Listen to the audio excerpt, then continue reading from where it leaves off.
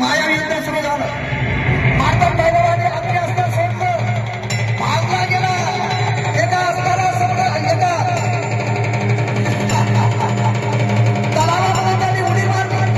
त्या ठिकाणी कुरुक्षेत्र नावाचं तीर्थक्षेत्र तयार झालं आणि मणी दैत्याचा भोग झाला. आता कुलस्वामी खंडेराय मार्तंड भैरव यांचं आगमन होते. मार्गशीर्ष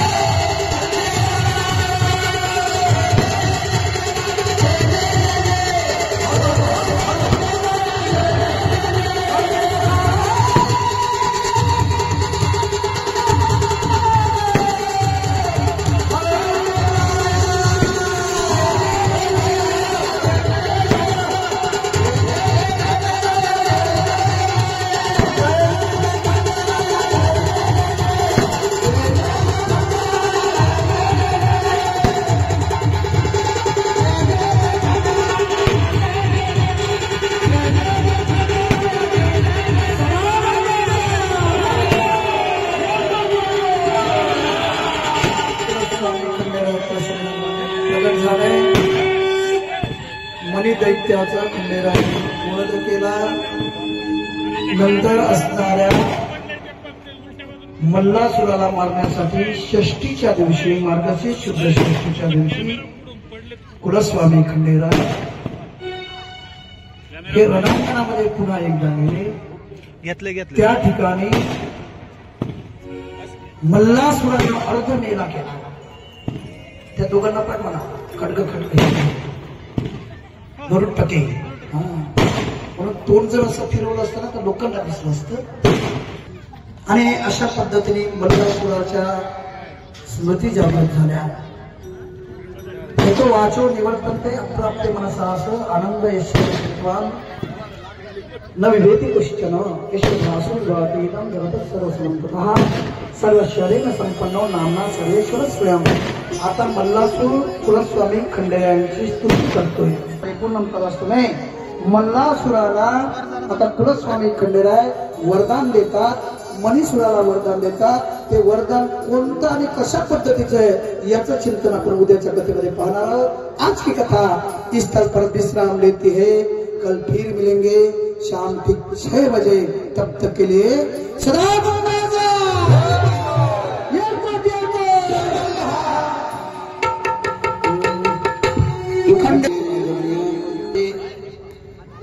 विठ्ठल बाबा मंडे यांचे सुपुत्र परमश्रद्धेय आदरणीय बबनजी विठ्ठल बाबा मांडे अर्थात बीबी अण्णा या ठिकाणी नतमस्तक होतो।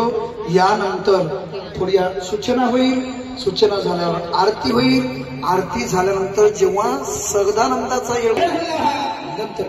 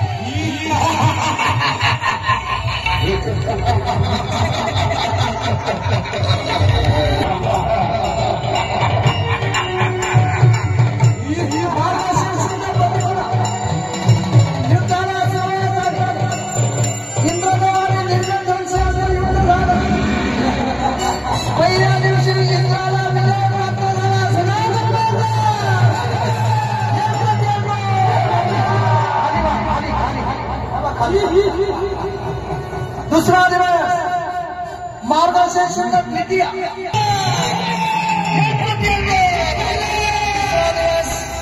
मार्गशीर्ष तृतीया गणपती बाप्पा काम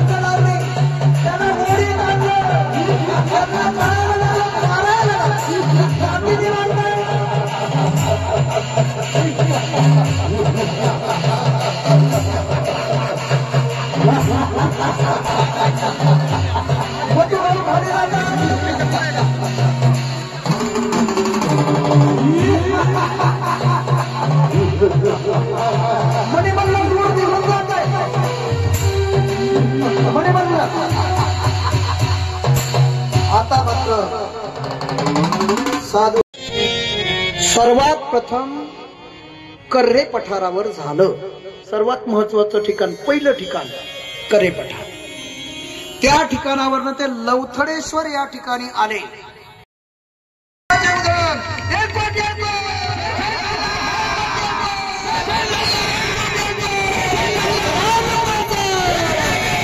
सर्वांना आनंद झाला, सर्वांनी वन उभे राहिले। लवथडेश्वर येथे प्रस्थान केलं। निसर्गरम्य परिसर आहे, धावट दर्यामध्ये काही सैन्य राहिलं। तिथून जवळ असलेल्या तिथे पूजा वगैरे केली। तिथे शंकरेश्वर नावाचं तापशमन तीर्थ झालं। पुढे गणपती बाप्पांकडे रक्षण करण्याचं कार्य होतं। त्यामुळे मणी आणि मल्लांचे असणारे जे गुप्तचर आहे, त्या गुप्तचरांचे डोळे चमकले आणि एक लिंग तयार झालं। त्याचंच नाव आहे बोमलेश्वर। अगोदर शंकरेश्वर, नंतर बोमलेश्वर। तेथून 3 दिवस राहून कर्नाटकाकडे मणिचूल पर्वताकडे त्यांनी प्रस्थान केलं। अण्णा मणिचूल पर्वत एक गुलबर्गा बिदर आणि कल्याण याचा त्रिकोणी भाग म्हणजेच मणिचूर पर्वत आहे. त्यालाच मणिगिरी असं सुद्धा म्हणतात. हाताने टाळी. ज्याला नाचता येईल त्याने जागेवर नाचलं चालेल, पुढे येऊन नाचलं तरी चालेल. हाही आनंदच आहे, ही भक्तीच आहे. लक्षात घ्या, देवासाठी नाचलं पाहिजे. तुम्ही जर देवासाठी नाचला तर तो तुमच्यासाठी नाचेल. तो तुमचं असणारं जे कार्य आहे.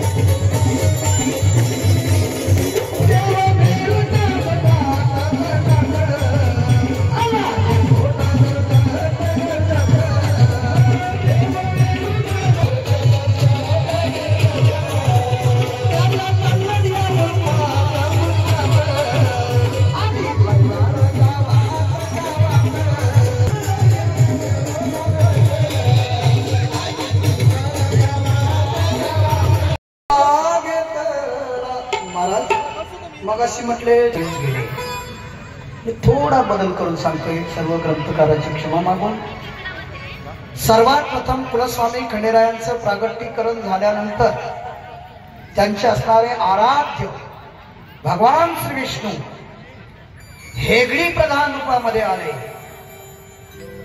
हेगडी प्रधान भगवान की सदानंदाचा कुलस्वामी खंडेरायांचे क्षेत्रामध्ये हेगडी प्रधान आले. त्या आल्यानंतर लगेच आदिशक्ती अर्थात महालक्ष्मी माता त्यांच्या अर्धांगिनी त्याही आल्या. भगवान शिवजींनी सुद्धा, कारण यथा शिवस्तथा विष्णु यथा विष्णु तथा शिव नका करू शिवाशी भजला विष्णूशी दुरावला. महत्वाचा विषय सांगतो. आपण कालचा घोडा कोण आहे? घोडा, घोड्याची उत्पत्ती. कुलस्वामी खंडेरायांनी नेमकं कोणता घोडा घेतलाय, कोणता घोडा हवा पाहिजे, असायला पाहिजे. म्हणून कुलस्वामी खंडेरायांनी भगवान श्री विष्णूजींना सांगितलंय, प्रधानजी आपल्याला शिकारीसाठी जायचंय, आपल्याला परिसरामध्ये परिसर पाहण्यासाठी जायचंय, आपल्याला लोकांमध्ये मिसळायचंय, लोकांसाठी कार्य करायचंय, लोकांचा राजा व्हायचंय. जो लोकांचा नेता होतो ना, लोक उपवासी पोटी सुद्धा त्याच्यावर प्रेम करतात. सांगितलंय घोडा आणा. भगवान विष्णू कुलस्वामी खंडेरायांच्या कानामध्ये सांगताय, देवा आपण आज चंद्राला घोडा करायचा आहे. कोणाला? चंद्राला. चंद्ररूपी घोडा आणला. नंदिकेश्वराला एवढा राग आलाय. मला सांगा, भगवान खंडेराय कोणाचा अवतार आहे? अवतार शिव अंश, शिवशंभोचा अवतार, देव खंडोबा म्हणणारे. कारण अंशांशोष तथा वेश कला पूर्ण प्रकटते. आणि मग शिवजींचं जे वाहन आहे ते काय आहे? नंदी आहे. मग शिवजींचं जर वाहन नंदी आहे, तर मग खंडेरायाचं वाहन काय पाहिजे होतं? नंदीच पाहिजे होता ना. नंदिकेश्वरच घोडा होऊन पाहिजे होता. पण या ठिकाणी नंदी बाबा घोडा नाही, या ठिकाणी चंद्र घोडा आणला. त्यामुळे नंदीला राग आलाय. माझे गुरु श्री गुरु परमपूजने प्रातस्मरणीय स्वानंद सुखनिवासी शांती ब्रह्म मारुती बाबा कुरेकर. मी बाबांकडे वारकरी शिक्षण संस्थेमध्ये शिकत असताना एकदा गेलो. म्हटलं, बाबा मला खूप पाठांतर व्हावंसं वाटतं, तुमच्या एवढं पाठांतर माझं कसं होईल, मला सांगा ना बाबा, मी तसं करतोय. ते मामासाहेबांजवळ खूप ज्ञान होतं म्हणे. कसे मामासाहेब म्हणत नव्हते पण आम्हाला माहित होतं. आणि मामासाहेबांपेक्षा स्वानंद सुख निवासी सद्गुरू जोग महाराज हे तर चालतं बोलतं ज्ञानाचं व्यासपीठच होतं. चालतं बोलतं ज्ञानाचं विद्यापीठ म्हणजे जोग महाराज. मला सांगा, एवढा मोठा महात्मा, एवढा मोठा ज्ञानी, त्या महात्म्याने म्हणावं माझ्याकडे कुठं ज्ञान आहे रे? कल्पना करा. आम्ही तर अर्ध्या हळकुंडानेच पिवळं झालोय, महाराज उड्या मारतोय. हा झालो की नाही डॉक्टर? आम्ही असंच नेलोय. माझे माझे म्हणून मी जीवनामध्ये अहमाध्यास आणि ममाध्यास दोन्ही गोष्टी नसणार. वेदांत शास्त्र बापूचं ते फार मोठं एक सत्र होतं. आणि शेवटचं कीर्तन वैकुंठवासी नामदेव महाराज पठाडेंचं होतं, शेवटचं. त्यानंतर आळंदीत त्यांनी कीर्तन केलं नाही वैकुंठवासी. त्या कार्यक्रमाला आम्ही होतो. लता दिदीने एवढं सुंदर गायन केलं होतं, एवढं सुंदर. विश्वमाऊली ज्ञानोबारांचा अभंग म्हटला होता, पहिलं तो के खाऊ कोकत आहे. आम्ही सर्व विद्यार्थी गेलो आणि दीदी काय तुमचा आवाज आहे, वा, असा आवाज मी आजपर्यंत जीवनात कधी पाहिजे. आणि मग त्यांच्या जवळ गेल्यानंतर त्यांचं वाक्य लिहून ठेवण्यासारखं दादा. ते म्हणतात, मुलांना, अरे मी गायलं ना रे बाबा, हे माझं नाही, हे तर माझ्या ज्ञानोबारायांचं आहे. घळघळा असू आले महाराज आमच्या डोळ्यात की एवढी मोठी भारतरत्न दान कोकीचं नाही, हे माझ्या ज्ञानोबारायांचं आहे. त्यांनी तर मला आवाज दिला नसता तर मी कुठे रे गायलं असतं. हा आवाज त्यांचा आहे. नमंती फलितो वृक्षः नमंती गुरी योजना. ज्या झाडाला फळं येतात ना दादा, ते वाकत असतात. जे खरोखर गुणवान आहेत ना, ते अतिशय नम्र होत असतात. पण शुष्क काष्टश्च मूर्खश्च न नमंती कदाचन. वाढलेले लाकडं, वाढलेले झाडं कधीच नम्र होत नाही. मूर्ख माणसं कधी नम्र होत नाही. अभिमान द्वेषित्वा. नंदी, तुझं काहीतरी चुकलं असेल. नाही देवा, बघ पाहतोय हा देवा. ह्या देहाने अभिमान केला. हा देह अभिमान करण्यासाठी नाही, एक दिवस जाणार आहे. तू लाख हिमाकत करले, तू लाख करे, तू लाख करे रखवाली, उड़ जाएगा